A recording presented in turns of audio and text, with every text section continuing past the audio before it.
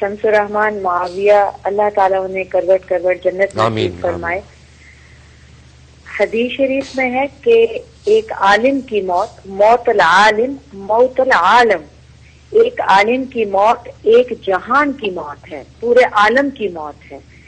فرد واحد بھی اگر شہید بھی ہو جائے تو بھی ایک عام آدمی بھی تو بھی اس کی بیوی، اس کے بچے، اس کا خاندان، اس کے دوست اسے بھلا نہیں پاتے. یہ نقصان بھی ناقابل تلافی ہوتا ہے کہ قرآن خود یہ کہتا ہے کہ جس نے ایک انسان کا قتل کیا، ایک عام انسان کا، اس نے گویا کہ انسانیت کا قتل کر دیا.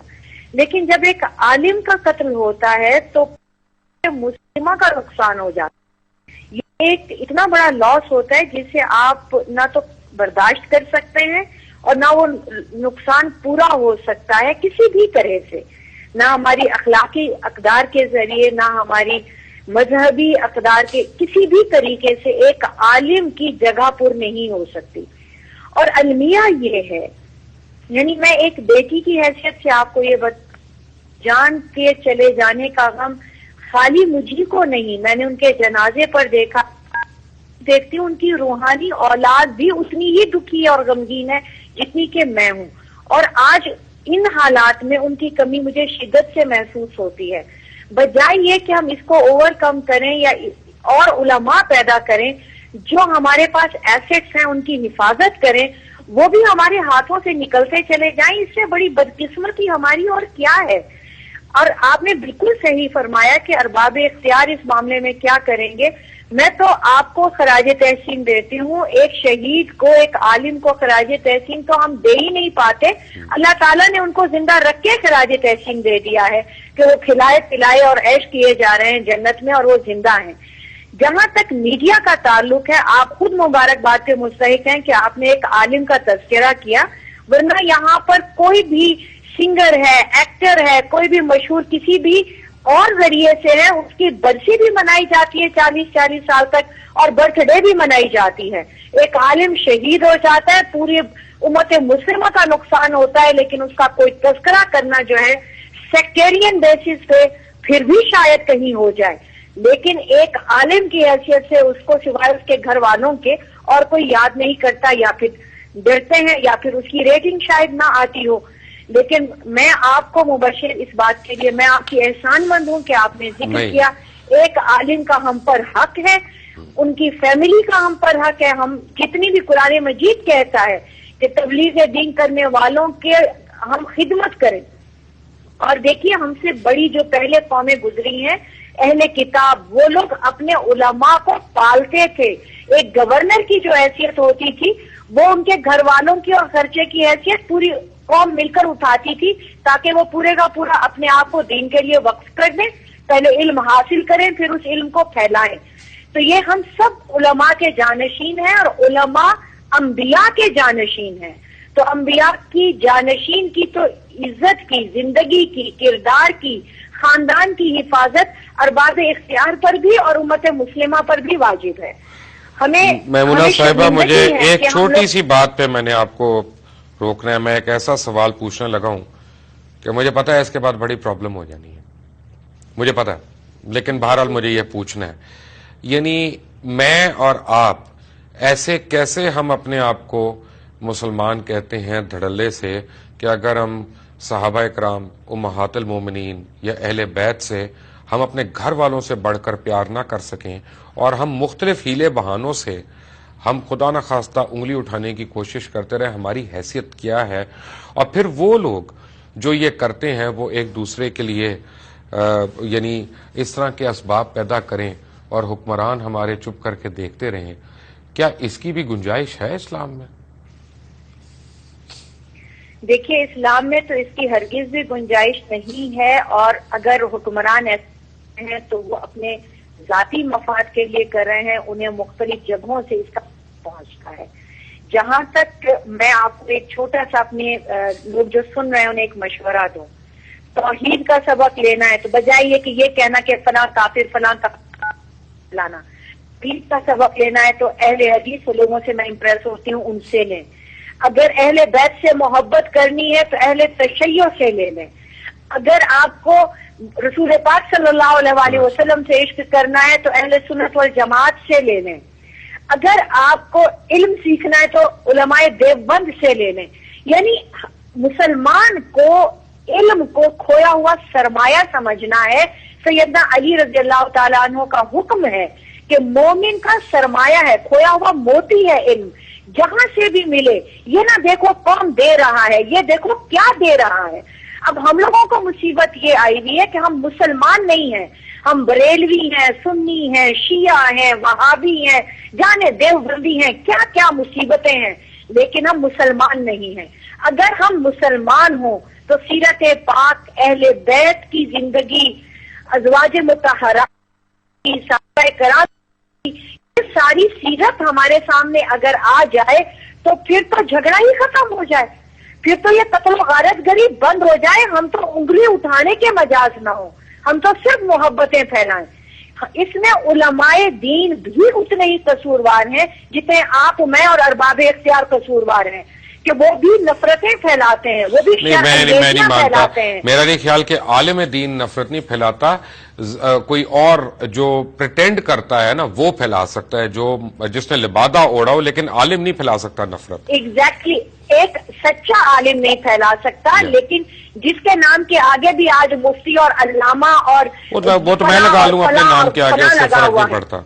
میں اپنے نام کے آگے ڈاکٹر لکھ لوں تو بالکل ڈاکٹر بنے ہوئے ہیں، ہم پروفیسر بنے ہوئے ہیں، لیکن اصل میں جو علم کا حق ہے اللہ تعالیٰ نے جو دیا ہے وہ تو آگہی ہے. رسول پاک صلی اللہ علیہ وسلم کا جھگڑا مبشر جاہلیت سے، جہالت سے تھا، کفر سے نہیں تھا. تو ہمارا جو یہ جہالت والا سلسلہ، دوبارہ ہم ایام جاہلیت کی طرف لوٹے چلے جا رہے ہیں، تعصب کی طرف چلے آ رہے ہیں، دوبارہ نفرتیں پھیلا رہے ہیں. اس کی وجہ سے یہ سب شرانگیزیاں ہو رہی ہیں. تو علماء امت کا یہ فرض بنتا ہے کہ وہ اس کو مٹائیں، امن بین المذاہب کریں، محبت پھیلائیں، محبت کا سبق دیں.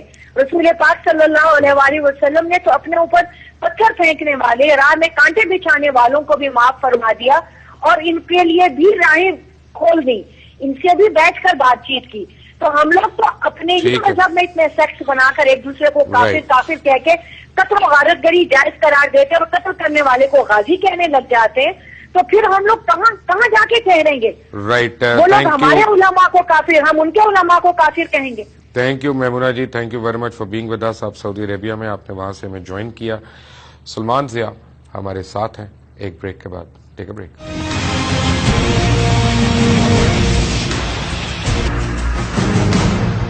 Welcome back from the break. اور بریک پہ جانے سے پہلے آپ باتیں سن رہے تھے میمونہ مرتضیٰ ملک صاحبہ کی، اور بات ہو رہی تھی مولانا شمس الرحمان معاویہ شہید کی. اور یقین مانے آسان نہیں ہے، آسان نہیں ہے کسی آدمی کے نام کے ساتھ مرحوم لکھنا یا شہید بھی لکھنا جس کو ذاتی طور پہ انسان جانتا ہو، جس کے ساتھ انسان کا تعلق ہو، اٹھنا بیٹھنا ہو، اور زندگی کے پد نہ جانے کتنے سال اس کے ساتھ گزرے ہوں. سلمان السلام علیکم. وعلیکم السلام. سلمان، آپ کے والد ضیاء الرحمان فاروقی شہید، بہت بڑا نام، بہت بڑے عالم دین، بڑی خدمات ان کی شہادت ہوئی تھی. مجھے یاد ہے جب وہ لاہور سیشن کورٹ میں ان کو لایا گیا تھا ایک پیشی کے لیے، تو وہاں پہ بم بلاسٹ میں ہوئی. بلکہ اتفاق کی بات ہے کہ میں اور مولانا اجمل وہاں سے چند منٹ پہلے ہی نکلے تھے. ہم کسی اور کے لیے گئے ہوئے تھے وہاں پہ، بعد میں پتا چلا کہ یہ اتنا بڑا سانحہ ہو گیا، جس میں آپ کو یاد ہوگا مولانا اعظم طارق صاحب بھی بہت زخمی ہو گئے تھے اور ان کو سروسز ہاسپٹل میں لایا گیا تھا. سلمان، گھر والوں پہ کیا بیتتی ہے جب ان کو خبر آتی ہے؟ ایک تو بحیثیت مسلمان اپنے آپ کو دلاسا دینا پڑتا ہے کہ نہیں شہید ہیں اور ہمیں اس طرح سے رونا نہیں ہے، آنسو نہیں دکھانے ہیں، لیکن بہرحال 3 دن کے بعد، 4 دن کے بعد، 5 دن کے بعد مشکلات، سب کچھ. تو اب میں شمس الرحمان کی فیملی کا سوچ رہا ہوں، ان کے چھوٹے بچوں کا سوچ رہا ہوں کہ ان کو کس قسم کی چیزوں کا سامنا ہوگا.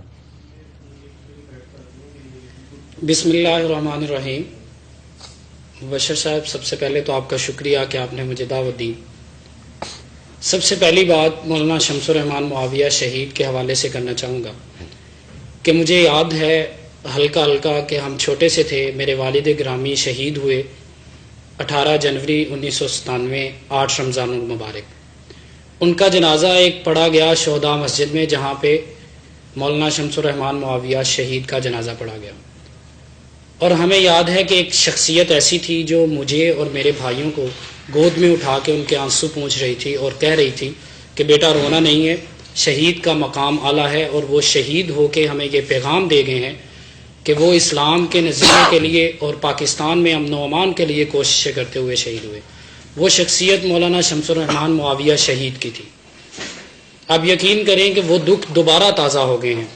मेरे वालिद ग्रामी की शहादत जो हुई, आपने सवाल किया घर वालों के हालात का, और दूसरा बिलाशुबा जुदाई का जो गम होता है वो इतना बड़ा होता है कि उसे कोई पुर नहीं कर सकता। जितने मर्जी लोग बातें करें, जितना मर्जी लोग शफकत दिखाएं, लेकिन वो खला जो है वो पुर नहीं हो सकता। एक छोटा सा बच्चा, मेरी उम्र 6 साल थी या 7 साल थी, जिसने अपने वालिद के हाथ पकड़ के चलना सीखना है, जिसने अपने वालिद के साथ दुनिया में सर उठा के जीना सीखना है, उस पे क्या बीती है ये आप बेहतर जानते होंगे, या मैं मतलब इस चीज़ से गुजरा हूँ। दूसरी बात यह है, लेकिन जिस मिशन के लिए उन्होंने कुर्बानी दी है, या जिस मिशन के लिए इस्लाम के नज़रिए के लिए और पाकिस्तान में अमन व अमान की कोशिशें जो सबके सामने हैं, आपके सामने भी हैं, उन्होंने हमेशा इस चीज़ की, वो जो मिशन है जब उसकी तरफ देखते हैं तो ये गम जो है ये थोड़ा सा कम होता नज़र आता है। हुकूमत वक्त जो होती है उसकी ज़िम्मेदारी होती है कि वो अपनी आवाम की जान माल का तहफ़्फ़ुज़ यकीनी बनाए, और जो शहादत होती है वो मतलूब व मकसूद मोमिन होती है। ये हमने हर जगह पे पढ़ा है और हमने देखा है। हुजूर सल्लल्लाहु अलैहि वसल्लम ने भी शहादत मांगी है, तो ये सआदत होती है।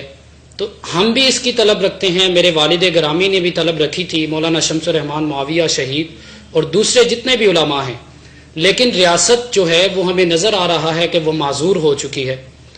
आज तक जितने उलमा, सुन्नी अवाम और सुन्नी तुलबा शहीद हुए हैं, उनके किसी के कातलों को कैफरे किरदार तक नहीं पहुंचाया। वैसे वो अहले तशरीह के लिए भी हम ये नहीं कहते कि कोई शहीद हो। मैं ये कह रहा हूँ जो अहले तशरीह शहीद हुए हैं उनके भी कातिल नहीं गिरफ्तार हुए। जी, मैं वही कह रहा हूं कि हमारे, आप देखें कि पहले वजीर आजम लियाकत अली खान थे, वो कत्ल हुए। सदर, एक हाजिर सर्विस सदर ज़ियाउल हक कत्ल हुए। साबिक वजीर आजम बेनज़ीर भुट्टो कत्ल हुई। मतलब इन लोगों के कत्ल के बाद इनके कातिल भी गिरफ्तार नहीं हुए। बाकी तो अवाम का क्या होगा। और दूसरी बात यह कि हुकूमत ये कर सकती है कि उनके कातिलों को गिरफ्तार करके कैफरे किरदार तक पहुंचाए, ताकि उनके बच्चों के, उनके घर वालों के जख्मों पे थोड़ी सी तो मरहम रखी जा सके। लेकिन आज तक ऐसा हो नहीं सका।